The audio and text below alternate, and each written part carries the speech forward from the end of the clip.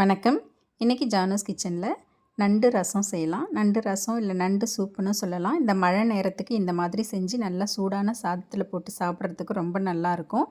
நான் இதை செய்யறதுக்காக ஒரு மிக்ஸி ஜாரில் 1 ஸ்பூன் மிளகு, 1 ஸ்பூன் சீரகம் சேர்த்துருக்கேன். ஒரே ஒரு பச்சை மிளகாய் சேர்த்துருக்கேன். ஒரு சின்ன துண்டு இஞ்சி கட் பண்ணி போட்டிருக்கேன். 4-5 பல்லு பூண்டு, ஒரு சின்ன சைஸ் வெங்காயமும் கட் பண்ணி போட்டிருக்கேன். பழுத்த தக்காளியை ஒரு மீடியம் சைஸ் தக்காளி போட்டு இந்த மாதிரி கோர்ஸாக அரைச்சி எடுத்துக்கிறேன். இப்போ ஒரு கடாயில் நான் ஒரே ஒரு நண்டு மட்டும் எடுத்திருக்கேன். அதை மத்தால் இந்த மாதிரி நல்லா நசுக்கி விட்டுக்கலாம். இந்த மாதிரி நசுக்கி விட்டுக்கணும். இப்போ இதில் மஞ்சள் தூள் கொஞ்சம் சேர்த்துக்கிறேன். டேஸ்ட்டுக்கு தகுந்த மாதிரி உப்பு சேர்த்து 200 ml அளவுக்கு தண்ணி சேர்த்துக்கிறேன். தண்ணி சேர்த்து நல்லா கலந்து விட்டு இப்போ ஸ்டவ் பற்ற வச்சுக்கலாம். நம்ம அரைச்சி வச்ச பேஸ்ட்டையும் அதில் சேர்த்துக்கிட்டு மிக்ஸி ஜாரை கழுவி கொஞ்சமாக தண்ணி சேர்த்துக்கலாம்.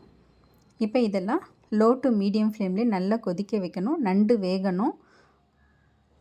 ஒரு 7லேருந்து 10 நிமிஷத்துக்கு இது மாதிரி நல்லா கொதிக்கணும். கொதித்த பிறகு இதில் கருவேப்பிலை கொத்தமல்லி சேர்த்துக்கிறேன். இதுக்கு ஒரு தாளிப்பு கொடுத்துடலாம். 2 ஸ்பூன் நல்லெண்ணெயில் கொஞ்சமாக கடுகு, சீரகம், வரமிளகாய், 5 பல்லு பூண்டு தோலோடு தட்டி சேர்த்துருக்கேன்.